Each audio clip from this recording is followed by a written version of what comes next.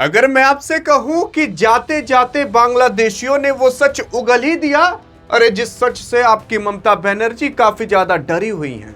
आखिरकार बांग्लादेशियों ने बंगाल से जाते जाते क्या कह दिया? आखिरकार बांग्लादेशियों का बंगाल से निकलना क्यों जरूरी था? और बीजेपी की सरकार आते ही सबसे पहले ये काम क्यों कर रही है कि अरे भैया पहले बॉर्डर का एक सही नाप लो और उस पर फेंसिंग कराओ। अगर आप जब अभी जानोगे तो आप खुद हैरान हो जाओगे कि आखिरकार हो क्या रहा है। यार देखो, हाल फिलहाल अभी इसी 2026 में इलेक्शन हुआ वेस्ट बंगाल के अंदर, जहां पर बीजेपी की सरकार जीत गई और जीतने के बाद वहां पर शुवेंदु अधिकारी को एज अ सीएम के तौर पर चुना गया। शुवेंदु अधिकारी वही हैं जो कि खुद घूस खाते हुए और लेते हुए पकड़े गए हैं। शुवेंदु अधिकारी वही हैं जो टीएमसी के साथ रह चुके हैं। शुवेंदु अधिकारी वही हैं जो ममता बनर्जी के काफी ज्यादा खास थे। आज वही शुवेंदु अधिकारी बीजेपी में जा करके बीजेपी के साथ हो चुके हैं। बीजेपी में जा करके बीजेपी की तरफ से वेस्ट बंगाल के सीएम बन चुके हैं। और यहां पर आपके शुवेंदु अधिकारी से ज्यादा वेस्ट बंगाल के बारे में मुझे तो नहीं लगता किसी को पता होगा, क्योंकि शुवेंदु अधिकारी ममता बनर्जी के काफी करीबी रह चुके थे।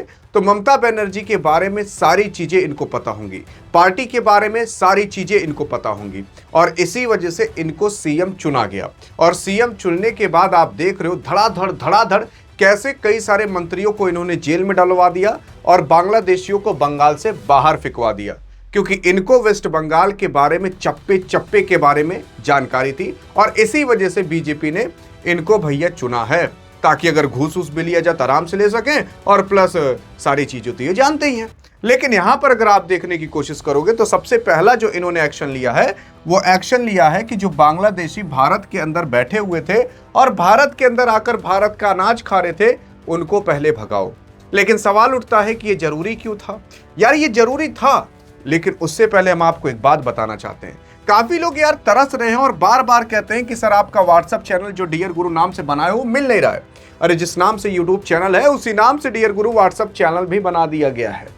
आपको अगर इससे ज्वाइन करना है तो डिस्क्रिप्शन में लिंक दे दिया गया है, जाकर आराम से ज्वाइन कर सकते हो और कमेंट में भी पिन कर दिया गया है। काफी लोग फेसबुक पर देखते हैं तो उन्हें मिल नहीं पाता, आपको यूट्यूब पर आने के बाद ही मिलेगा।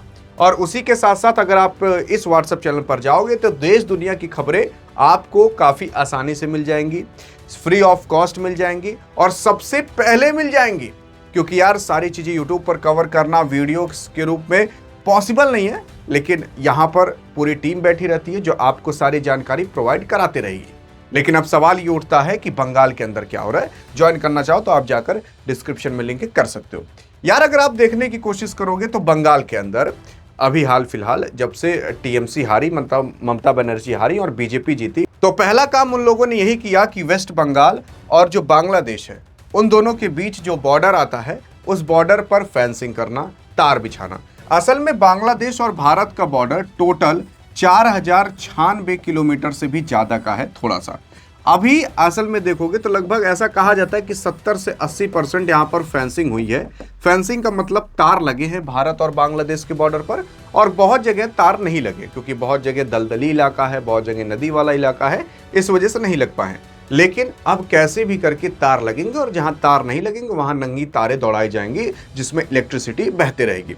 अब यहाँ पर क्या है ना कि बांग्लादेशियों को जैसे पता चला कि बॉर्डर बनने वाला है, वहां पर बीएसएफ के जवान सैनिक रहेंगे, तो बांग्लादेशी भारत को छोड़कर के भागने लगे। अब बांग्लादेशी जो थे वो भारत के अंदर आकर भारत का अनाज खाते थे, भारत के अंदर रहते थे।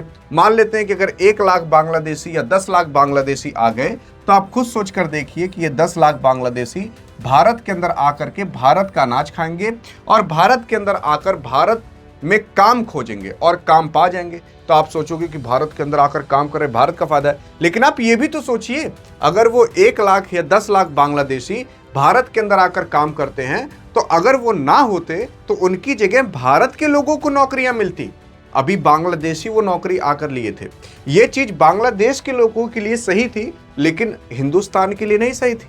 अब हिंदुस्तानों को नौकरी मिलेगी जो हिंदुस्तानी है, प्लस वो पैसे कमाएंगे, जीडीपी में ग्रोथ कंट्रीब्यूट करेंगे, और ये जो बांग्लादेशी थे वो भारत से कमाते थे, भेज देते थे बांग्लादेश, तो इससे भारत का घाटा हो जाता था। अब ये बांग्लादेशी नहीं रहेंगे तो भारतीय काम करेंगे, भारत के लोग कमाएंगे, भारत में ही पैसा रहेगा, बाहर जाएगा नहीं। तो ये तो फायदे का सौदा है। अब अगर आप देखने की कोशिश करोगे तो यहां पर बांग्लादेशी एक कहता है कि हम काफी समय पहले से बांग्लादेश से भारत आए थे। बांग्लादेश से आकर हमें वोटर कार्ड भी बनवा लिया था, लेकिन अब बंगाल में सरकार बदल गई, वो हम यहाँ पर रहने नहीं दे रही है और बांग्लादेशी घुसपैठी कुछ इस तरीके से अब भागने की कोशिश कर रहे हैं।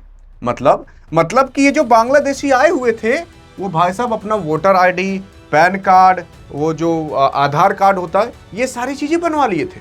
और इनका तो कहना भी है कि ममता बनर्जी की सरकार में ये चीजें काफी आसानी से हो गई।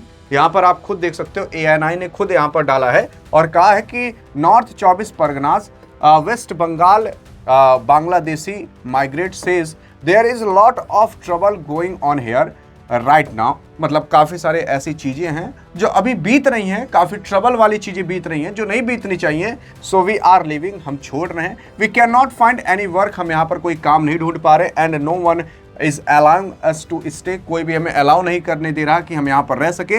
It has been 2 or 3 years since we arrived here from Bangladesh.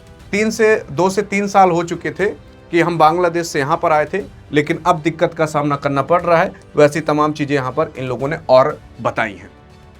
और आप खुद सोच कर देख सकते हो कि ये जो बांग्लादेशी थे, अगर ये लोग अपना वोटर आईडी बना लिए तो इसका मतलब ये है कि ये लोग भारत के अंदर आकर वोट भी देते होंगे। और वोट किसको देते होंगे? TMC को देते होंगे, क्योंकि TMC मुसलमानों को सपोर्ट कर रही थी। अब मैं हिंदुस्तान के मुसलमान की बात नहीं कर रहा, बांग्लादेशी मुसलमान की बात कर रहा हूं। तो वो लोग TMC को वोट देते होंगे और TMC इसीलिए उन लोग को सपोर्ट करती होगी और इसीलिए उन लोग को बाहर फेंकने का काम नहीं कर रही थी, लेकिन अब कर रही है।